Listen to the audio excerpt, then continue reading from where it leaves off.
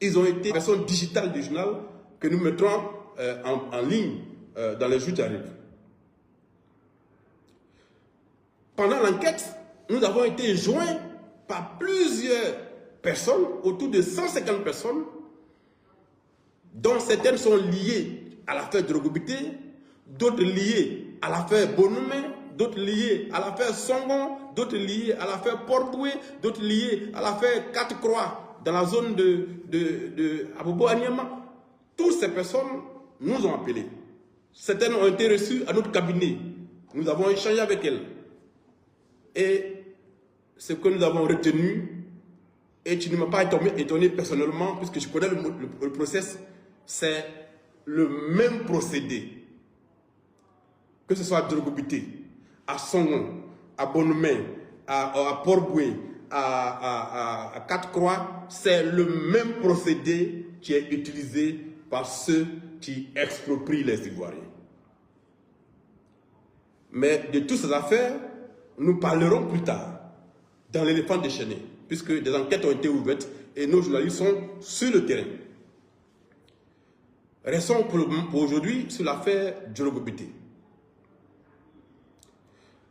Qu'est-ce qui s'est passé? Il faut que nous remontions au fait. Ce que nous appelons l'origine du mal. Parce que nous titrons les rubriques de nos enquêtes. Donc, la première partie de l'enquête que nous avons baptisée l'origine du mal. D'où est parti le mal qui a provoqué ce que des personnes vivent aujourd'hui? D'où l'affaire est partie.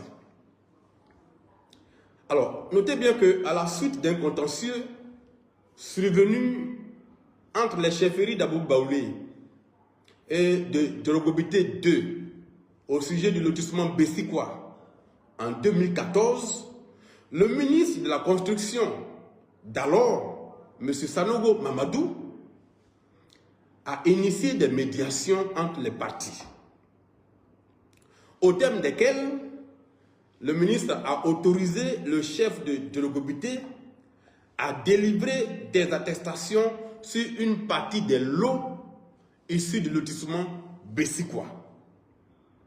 Nous sommes en 2014. Il faut noter que le lotissement a été fait autour des années 2025. Et nous sommes en 2014. Cette décision du ministre Sanogo Mamadou, qui autorise le chef de Drogobité à délivrer des attestations sur une partie des lots du lotissement Bessikwa, n'a pas été acceptée par le chef de Abobo Baoulé. On va aller doucement pour que vous compreniez l'historique à partir de laquelle tout cela est arrivé. Le chef de Abobo Baoulé n'ayant pas accepté la décision, a attaqué la lettre rédigée par le ministre Sanogo, dans laquelle est mentionné le fait que désormais le chef de Drogobité 2 doit signer des attestations. Et donc il a saisi la chambre administrative du conseil, de la Cour suprême. Le chef d'Abou Baoulé à l'époque s'appelait M. Amondi Diangan Claude. C'est lui qui a saisi la chambre administrative de la Cour suprême pour lui demander d'annuler la lettre du ministre Mamadou Sanogo qui autorisait le chef de Drogobité 2 à signer des attestations.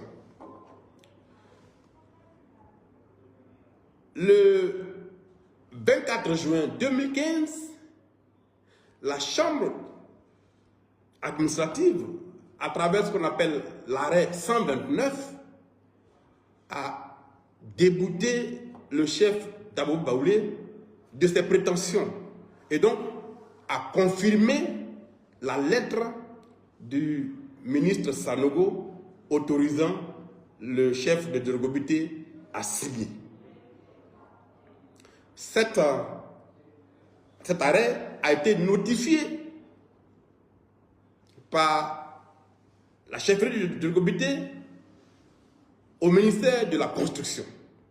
Puisque jusque-là, c'est le chef d'Abou Baoulé seul qui signait toutes les attestations sur le lotissement Bessikwa. Mais par l'arrêt de la Cour suprême, il est confirmé que le chef de Djorogobité doit aussi signer des attestations sur le lotissement Bessikwa et que le chef d'Abou Baoulé n'a pas qualité à signer des attestations sur le lotissement Bessikwa.